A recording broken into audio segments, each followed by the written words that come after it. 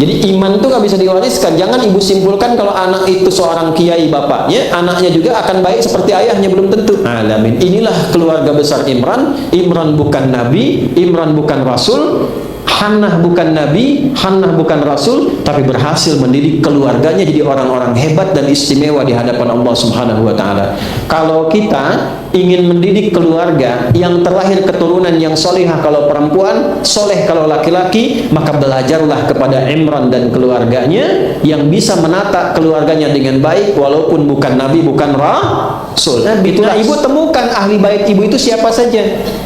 Untuk apa? Supaya nanti mengerti, satu, mahramnya siapa. Dua, untuk paham yang berhak mendapat warisan siapa. Itu ahlun. Kita mulai surah dengan namanya Ali Imran, surah ketiga dari ayat 33 sampai 37. Paling kiri dari tengah sedikit sampai ke bawah di mushaf. Sudah? Quran surah ketiga, surah apa? Ali Imran. Nanti saya jelaskan kenapa dinamai dengan Ali Imran. Ayat keberapa? 33 sampai 37. Ba'da'udzu billahi minasyaitonir rajim. Bismillahirrahmanirrahim. Lihat di mushafnya. Innallaha astafa Adama wa Nuha wa ala Ibrahim wa ala Imran 'alal 'alamin. Ada ayatnya? Sudah? Dzurriyyatan ba'daha min ba'd. Wallahu samii'un 'alim. Runtut sekali, Masya Allah. Nah, baru kemudian ayat 35-nya langsung masuk ke Hannah. إذ قالت امرأة عمران رب إني نذرت لك ما في بطني محررا فتقبل مني إنك baik أنت السميع العليم. Kemudian ayat ke-36-nya lahir Maryam. فلما وضعتها قالت رب إني وضعتها أنثى والله أعلم بما وضعت وليس ذكرك الأنثى. Baru disebutkan wa inni sammaituha Maryam wa inni u'idzuha bika wa dzurriyyataha minasyaitonir rajim. Masuk nanti langsung ke sisi kanan dari keluarga, keperawatan, kependidikan, mencari tempat belajar bagaimana sampai mendapatkan keutamaannya. Ayat 37-nya. Fataqabbalaha rabbuha biqabulin hasanin wa ambataha nabatan hasanan wa kaffalaha Zakaria. Kullama dakhala 'alayha Zakaria al-mihrab wajada 'indaha rizqa. Qala ya Maryam anna laki hadha? Qalat huwa min 'indillah innallaha yarzuqu man yasha' bighairi hisab. Ada ya? Baik. Yuk kita mulai. Bismillahirrahmanirrahim. Imam Ibnu Katsir menyampaikan, yadhkuru subhanahu wa ta'ala annahu istafa Adam alaihi salam wal khallasa min dhurriyyatihi al-muttabi'ina syar'ahu al-mulazimina ta'atahu. ثم خصص فقال وآل إبراهيم فدخل فيهم بنو إسماعيل وبنو إسحاق ثم ذكر فضل هذا البيت الطاهر الطيب وهم آل عمران والمراد بعمران هذا والد مريم عليه السلام. Paham? Tidak? Di ayat ke-33 ini di surah Ali Imran, Allah Subhanahu wa ta'ala menyebutkan bahwa Ia dengan kehendak dan keagungannya memilih hamba-hamba tertentu untuk membawa misi terbaik dan menetapkan keturunan-keturunan yang terbaik dari hamba tertentu itu yang dapat menjaga syariatnya dan konsisten menaati Allah Subhanahu wa ta'ala. Jadi dari Nabi Adam, kemudian dengan Sayyidah Hawa turun ke muka bumi, mulai berkeluarga, dari keturunan Adam dan Hawa ini melahirkan keturunan-keturunan, dari keturunan ini kemudian dipilih orang-orang terbaik dari keturunan ini untuk membawa misi syariat dalam menaati Allah Subhanahu wa taala. Bisa dipahami? Nanti Adam, Hawa punya anak misalnya, fulan punya keturunan lagi, dari keturunan ini terpilihlah secara selektif orang-orang terbaik yang dilihat potensi taatnya, kebaikannya, dan bisa menjelaskan syariat supaya kita bisa beribadah, mengenal dan menaati Allah Subhanahu wa taala. Di antara keturunan-keturunan ini diterus ke depannya, maka didapatilah kemudian yang pertama ala Ibrahim. Satu keluarga. Coba ibu lihat, perhatikan ayatnya baik-baik ya. Ketika Allah memilih Nabi Adam alaihissalam bentuknya tunggal. Innallaha astafa Adam. Ketika memilih Nabi Nuh alaihissalam bentuknya tunggal. Wa Nuha. Lihat ayatnya. Tapi ketika pindah ke Ibrahim alaihissalam, itu keluarganya disertakan. Wa ala Ibrahim. Kemudian setelah itu ada Imran. Wa ala Imrana alal alamin. Saya berikan rahasia yang sangat penting dalam tafsir.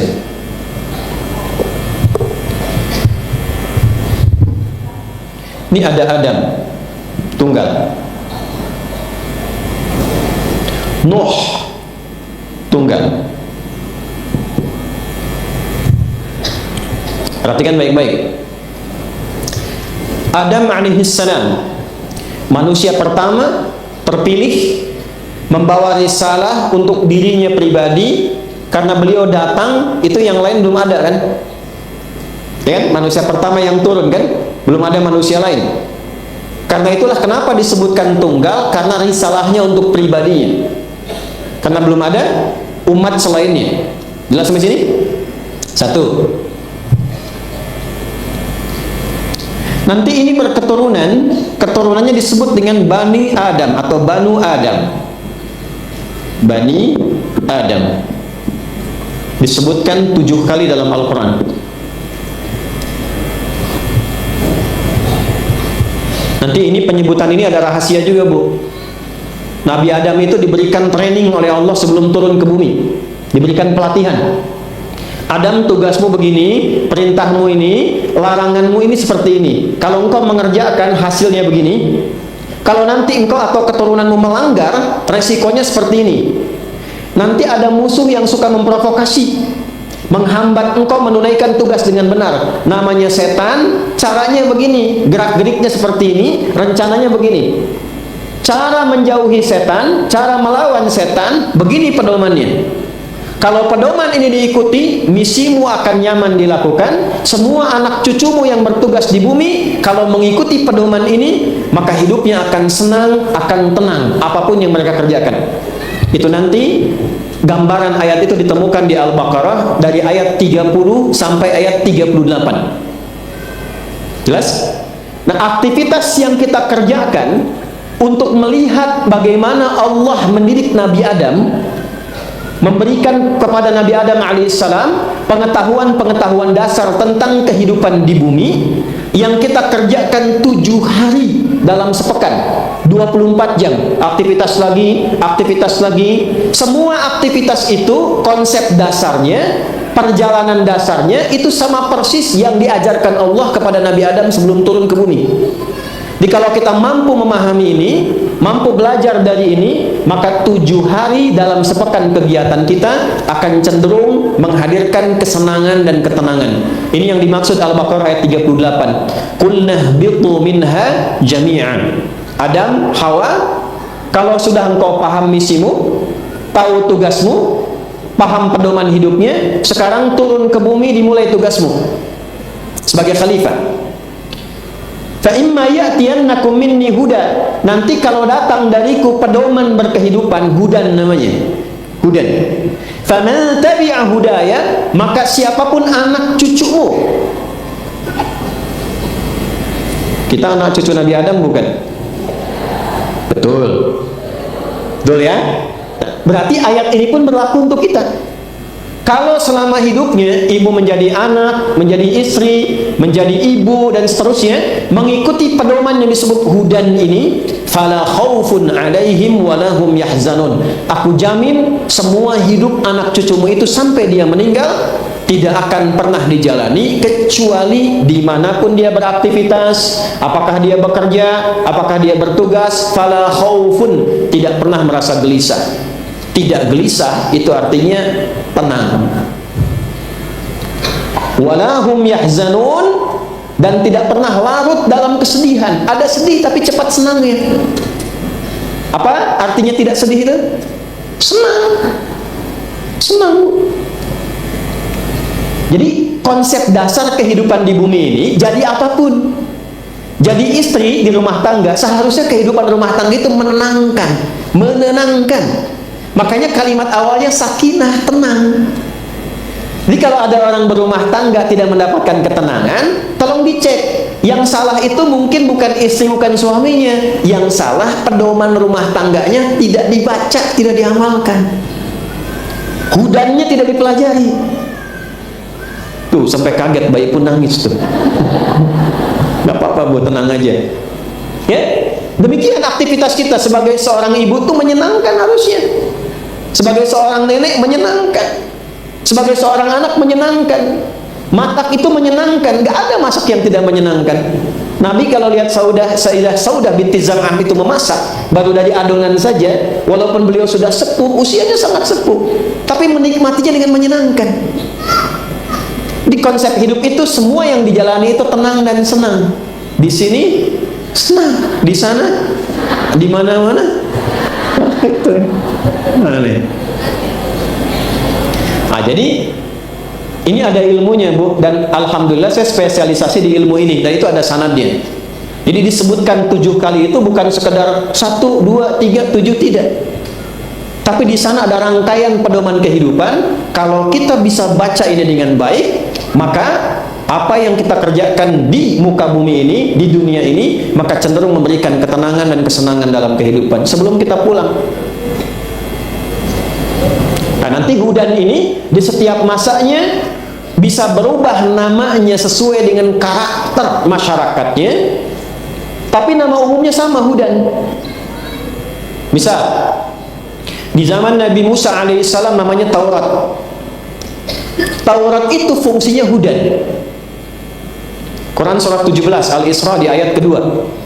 Wa ataina Musal kitaba, dan dengan keagunganku aku berikan kepada Musa kitab. Namanya apa? Taurat. Di mana ditemukan? Di Ali Imran ayat ketiga. Wa anzalat Taurata, dan diberikan, diturunkan Taurat itu pada Musa. Kembali ke Quran surat 17 ayat kedua. Wa ataina Musal kitaba wa ja'alnahu hudan li bani Israil.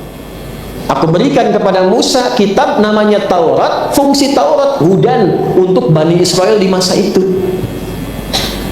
Nabi Isa alaihissalam nama kitabnya apa? Injil. Injil itu fungsinya hudan.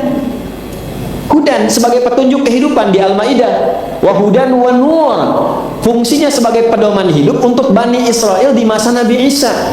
Padahal sama-sama Bani Israel. Nabi Musa Bani Israel, Nabi Daud Bani Israel umatnya, Nabi Sulaiman Bani Israel, Nabi Isa Bani Israel. Tapi kitabnya yang Nabi Musa ketika sampai ke zaman Nabi Isa alaihissalam dikhususkan oleh Allah karena karakter masyarakatnya sudah berubah. Tapi panduannya tetap hudan, cuma namanya dibedakan untuk menunjukkan umatnya karakternya sudah berbeda. Umat Nabi Muhammad dapat petunjuk hidup, hudan juga. Namanya apa? Tahu dari mana? Dari Quran surah kedua Al-Baqarah ayat 185. Quran surat 2 ayat 185. Syahru Ramadhan alladhi unzila fihi al-Qur'anu hudan linnas mubayyinati minal huda wal furqan.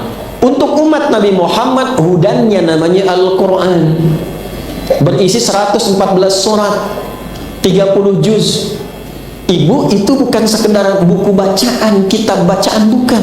Isinya pedoman hidup. Di dalamnya ada tema-tema kehidupan.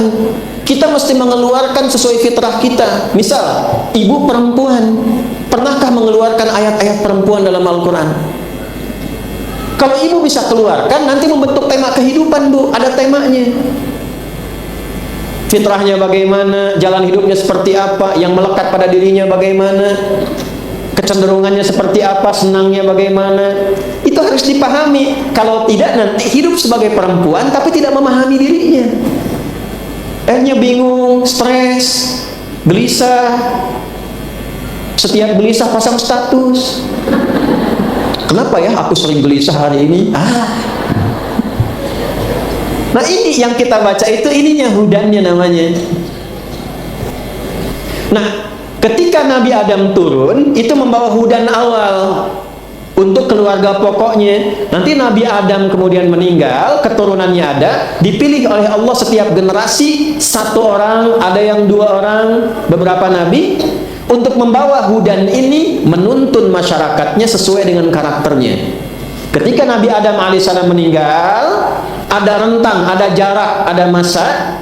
Kemudian muncul keturunan, dipilih di keturunan itu Nabi Nuh alaihissalam. Siapa namanya?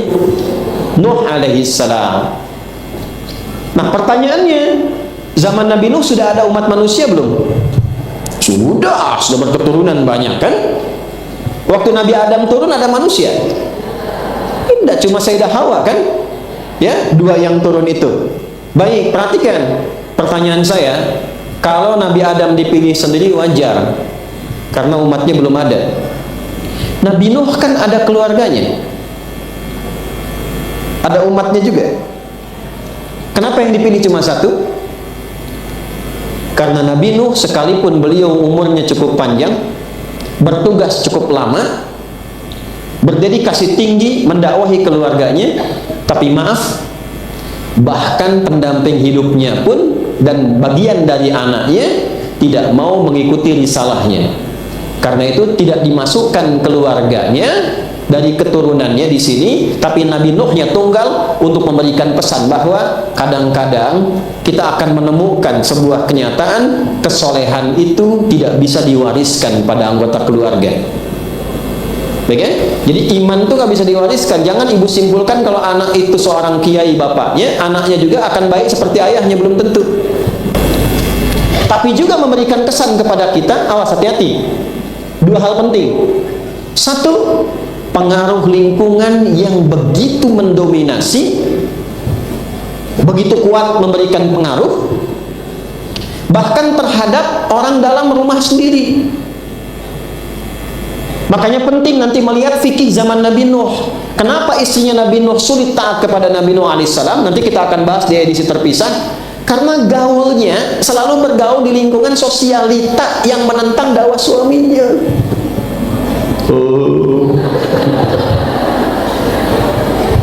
Itu. Nah, ibu suami baik, tapi ibu bergaul di lingkungan yang tidak baik. Kumpulnya dengan orang-orang senang gosip, senang pamer gitu, ya, dikit-dikit menghitung, dikit-dikit menghitung. Nah, kalau kebiasaan di luar rumah dibangun seperti itu nanti yang terbawa ke dalam rumah, alih-alih dipengaruhi suami, ibu mempengaruhi suami.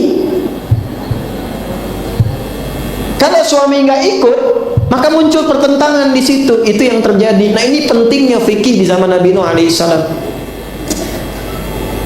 Halo? Papa itu kan camat, levelnya sudah bagus, masa kalah sama lurah, mobilnya itu sudah bagus, bapak masih begini. Ya, karena pergaulannya demikian.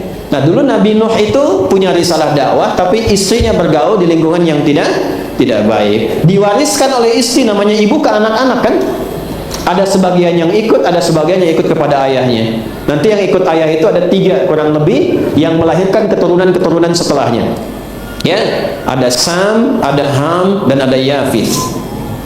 Sam, ada Ham, ada Yafith. Dari Sam nanti melahirkan keturunan-keturunan Di antaranya nanti ada satu cucu namanya Aber yang suka menyeberang. Dari sini melahirkan bahasa namanya Ibrani. Ya, ada yang menyebutnya Nabi Ibrahim alaihissalam, nama lainnya Aber. Ada yang mengatakan Aber ini khusus dari keturunan Sam juga. Nanti masuknya ke wilayah Asia Barat Laut. Asia, ini pengetahuan dulu ya. Wilayahnya Syam. Sekarang 4 negara. Palestina, ini puncaknya. Syria, Lebanon, dan Yordania. 4. Puncaknya di sini. Dari situ melahirkan bahasa. Jadi dulu orang yang singgah di satu daerah, nama daerahnya itu dinamakan nama orang yang singgah di situ pertama kali. Oke? Nah, dari sini karena namanya Aber kemudian punya keturunan-keturunan, orang yang berbicara dengan bahasa itu, bahasa yang disebut dengan Ibrani namanya. Pelan-pelan. Nanti ada kaitan sama Maryam. Ini nggak akan saya hapus nih. Nanti ada lagi anak cucunya namanya Aram. Aram punya 4 anak. Ada Us, ada Hul, ada Geter, ada Mas. Nanti ini masuk wilayahnya ke arah sebagian Persia, ke Irak, ke Iran, nyambung nanti ke Anatolia sampai ke Syria, sedikit ke arah Turki, sampai ke Timur Tengah juga, masuk ke Jordan. Bahasanya Aramaik.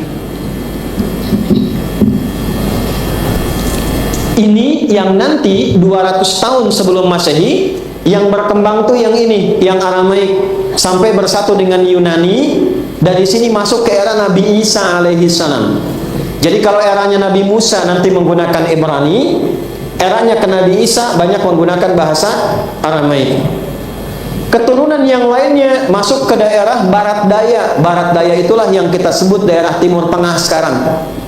Ya, ada Mekah, ada Madinah, daerah Hijaz dan sebagainya. Bahasanya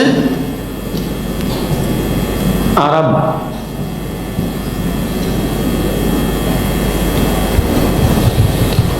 Nabi Ismail lahir tahun 1911 sebelum Masehi. Begitu lahir dibawa kemudian ke Mekah. Di Mekah ketemu suku Jurhum yang dari Yaman, bahasanya sudah Arab. Di bahasa Arab itu bahasa lama. Jadi kita temukan nanti ada bahasa Arab, ada bahasa Ibrani, ada bahasa Aramaik. Kenapa ini penting saya bahas nanti, ibu sekalian? Perhatikan sini. Dari segi silsilah kita bisa ketahui, kalau saya sebutkan tadi ada Nabi Ibrahim ke atas, kemudian menurunkan Nabi Daud yang tadi saya tulis di sebelah sini, ini kan? Nabi Sulaiman dari Musa sebelumnya, maka kita katakan Nabi Daud, Nabi Sulaiman bahasanya apa? Ibrani. Kesini ya. Halo? Ini bengong tuh paham tidak? Nanti saya sebutkan nasabnya sekali lagi. Bahasanya apa? Ini saya kasih bocoran dulu tipis-tipis Bu ya. Kenapa saya penting sampaikan ini? Nanti ketika bahas topik kedua Maryam, itu bahasa apa? Itu maksudnya. Apakah bahasa Ibrani, apakah bahasa Aramaik, apakah bahasa Arab, ataukah bahasa Yunani, atau bahasa Sunda? Kenapa jadi Maria? Maria dari bahasa apa? Ya, Maryam. Kemudian Maryam bahasa Ibrani itu artinya apa Maryam itu? Kalau di Aramaik apa? Kalau di Arab apa? Nanti kita bandingkan. Kira-kira mana yang paling cocok secara bahasa? Dari situ kalau ibu beri anak namanya Maryam, ibu mengerti, oh ini maksudnya. Secara sanad begini, secara tafaul ke orangnya begini, secara makna begini. Yang harus saya didik seperti ini, supaya nanti seperti Maryam dulu yang pernah lahir di muka bumi. Jelas? Nah, kalau jelas kita akhiri.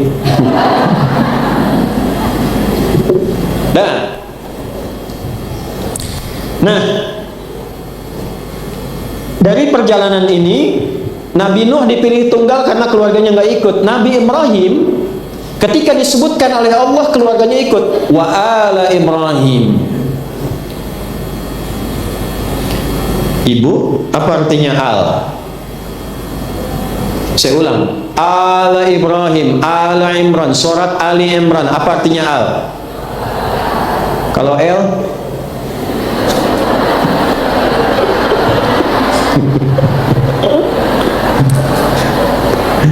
Halo?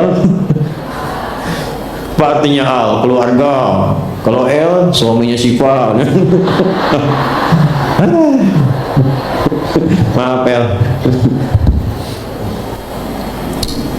Al gini. Apa artinya?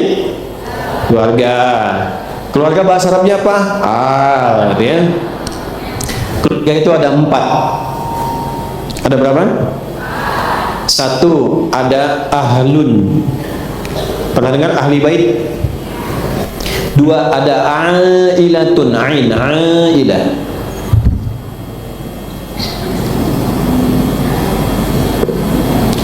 3, ada usratun, usrah.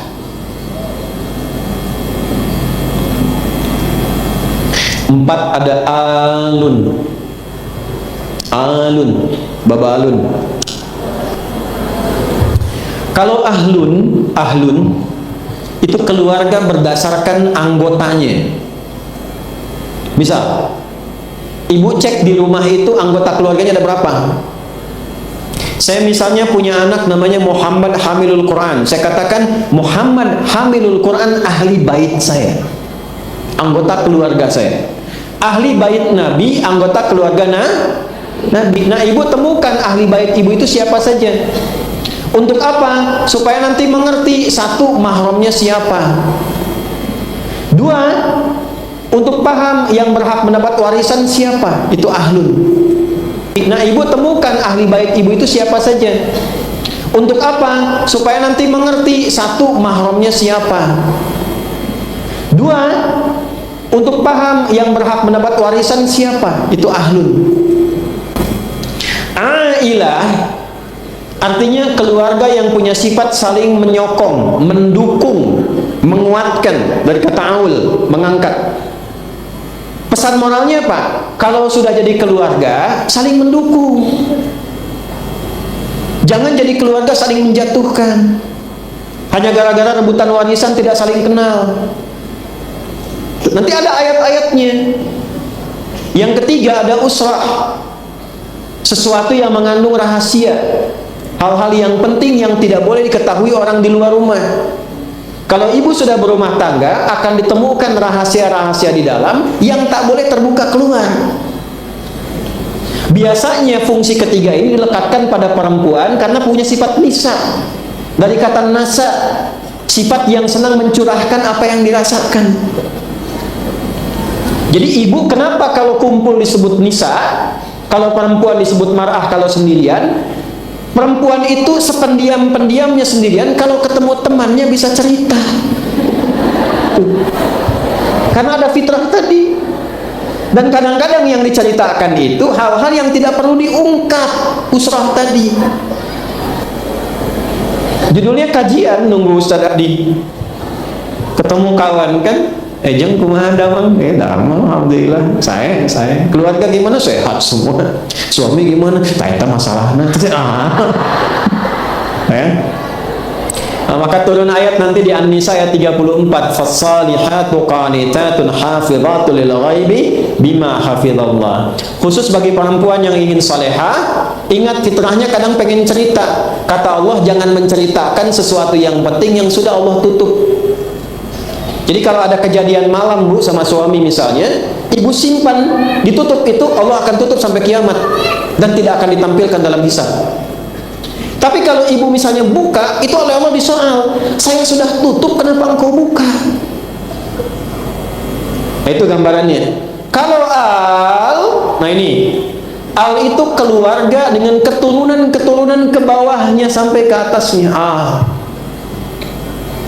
Kenapa Nabi Ibrahim disertakan menggunakan al wa ala Ibrahim? Karena Nabi Ibrahim berhasil mendidik keluarganya Dari jalur Sayyidah Sarah, jalur Sayyidah Hajar, dididik oleh beliau sampai jadi orang-orang hebat, semua keturunan-keturunan ke bawahnya dari dua jalur ini. Banyak yang jadi nabi, banyak yang jadi rasul, banyak yang jadi orang soleh. Maka kalau kita ingin belajar menata keluarga dari keluarga nabi, menjadi orang-orang hebat, belajarlah dari keluarga Nabi Ibrahim alaihis salam. Dari jalur Nabi Ismail, Sayyidah Hajar, Sayyidina Ismail alaihissalam bertemu ke Nabi Muhammad sallallahu alaihi wasallam, puncak kenabian, puncak kerasulan. Dari jalurnya Sayyidah Sarah melahirkan Sayyidina Ishak, dari Ishak turun Yakub, dari Yakub turun kemudian ada 12 anak, ya, ada Nabi Yusuf alaihissalam di antaranya. Nanti dari jalur yang lain-lainnya turun kemudian ada Nabi Musa alaihissalam, Harun alaihissalam, Nabi Daud, Nabi Sulaiman, sampai Nabi Isa alaihis salam. Tapi ibu akan katakan begini, oh pantas hebat Nabi, tuh kan? Pantas hebat Rasul. Oh, saya kan bukan Nabi katanya tuh. Kita bukan Rasul, kita perlu contoh yang bukan Nabi, yang bukan Rasul. Maka Allah turunkan yang keempat, wa ala Imran alal alamin. Inilah keluarga besar Imran. Imran bukan Nabi, Imran bukan Rasul, Hannah bukan Nabi, Hannah bukan Rasul, tapi berhasil mendidik keluarganya jadi orang-orang hebat dan istimewa di hadapan Allah Subhanahu wa Ta'ala.